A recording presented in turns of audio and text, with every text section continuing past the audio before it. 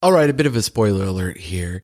The inspiration for this episode comes from a new documentary that's on Hulu. It's incredible. You should really check it out. It's called WeWork, or The Making and Breaking of a $47 billion Unicorn.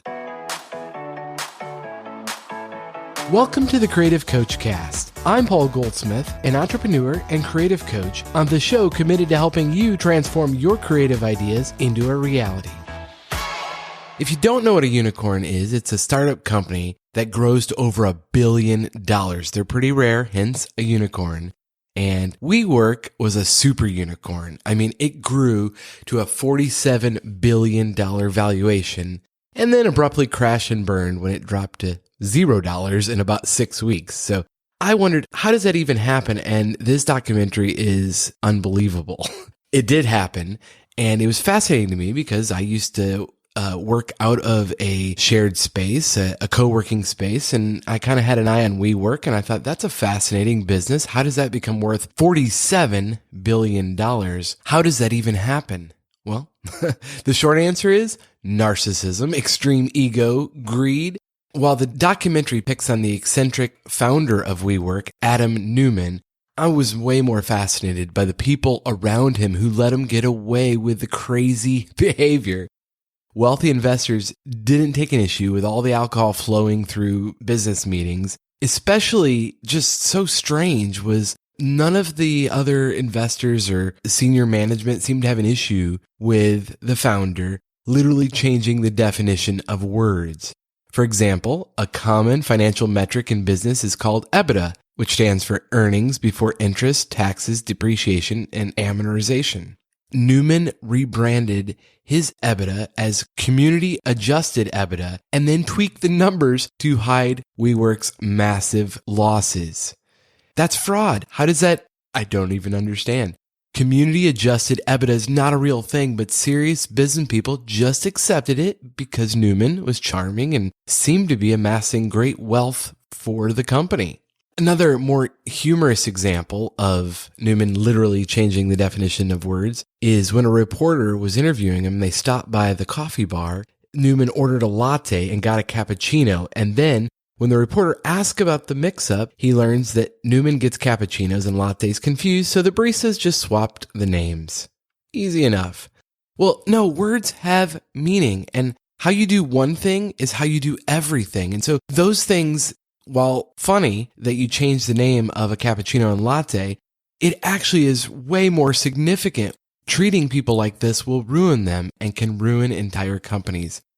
As NYU business professor Scott Galloway says in the opening credits of the documentary, if you tell a 30-something-year-old male that he's Jesus Christ, he's inclined to believe you. You remember the Netflix and Hulu both had competing documentaries a couple of years ago about the Fyre Festival. Founder Billy McFarland sold tickets in the thousands of dollars, even north of $10,000. And the reason it became, so well known is because he sold some to celebrities to a concert festival in the Bahamas that didn't happen. And the sad irony is that he convinced himself and others around him that he could pull off this massive festival on an island in just a matter of weeks. And even when it became obvious to all involved it wasn't going to happen, he kept the fairy tale going.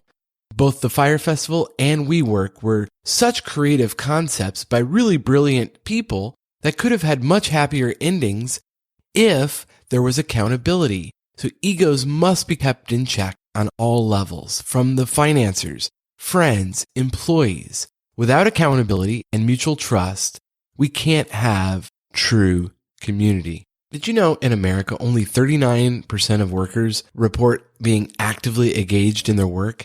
And that's actually up from a low of 31% last year, pre-pandemic, according to Gallup. So if 39% are engaged, where does that leave the majority, 61%? Or 61 out of 100 employees are not actively engaged in their work. That is a crisis. Let me offer some help. If you're in the majority of people, you feel disengaged at work, what are you waiting for? And whether it's an ego at the top or there's some other reason that has you less than excited to go to work every day, life is too short to work at a place that bores you or worse, a place that you disdain. We spend over a third of our lives at work, and so we owe it to ourselves to spend that time well in a place that we want to be engaged and work at the highest of our abilities. So what are you waiting for? To get laid off or fired or worse, stay employed for years at a place that you don't like? Work was God's idea. I believe it's good. It's right to work and earn a living, but we're in the 21st century, the knowledge economy, and no longer does anyone in the most economically developed countries in the world have to work just for money.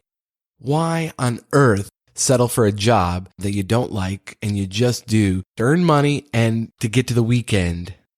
There's so much more to work than just earning a paycheck.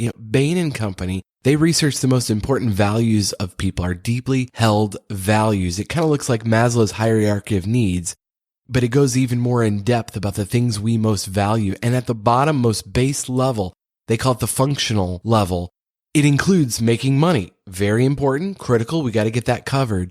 But that's just the most basic requirement of a job. It's good when you're in high school just getting ready for the workforce. But when you get older, there's so much more depth to having a career. It's not just about getting paid. If you're not paid, it's not a job anyway. It's a hobby.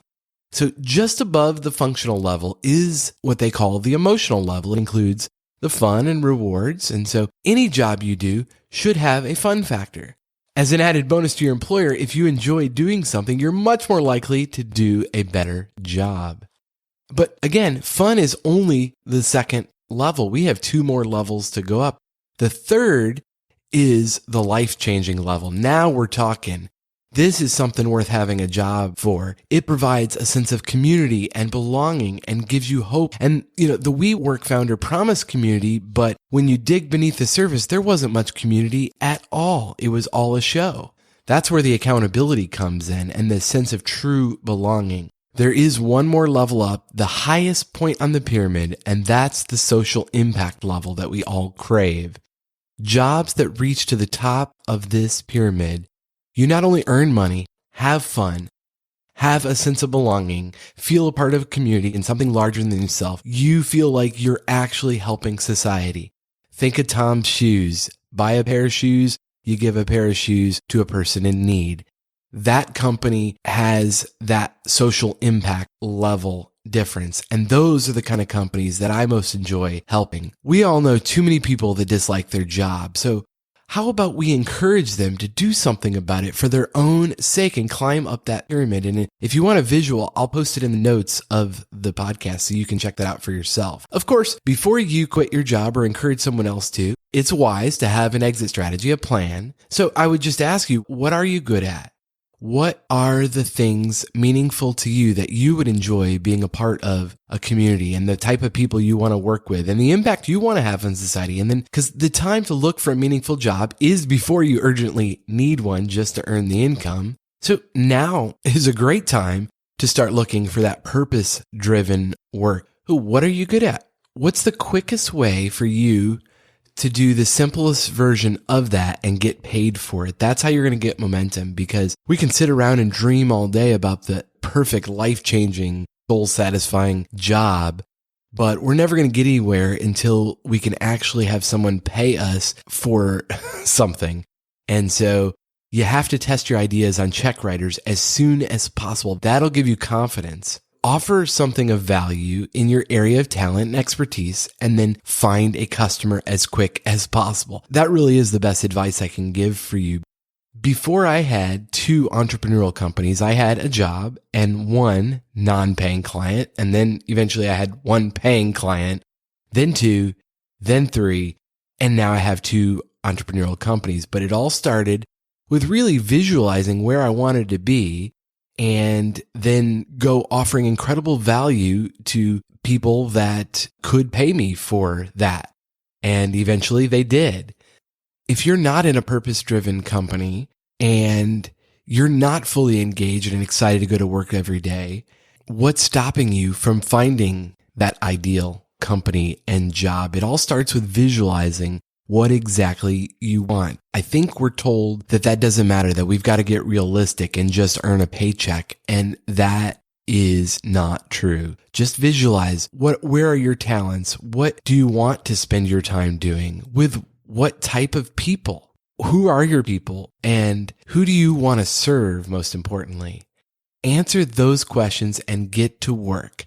Find the minimum viable opportunity and go from there. And if you'd like some help or just ask a question, I'm here. I'll be a sounding board. Just text me.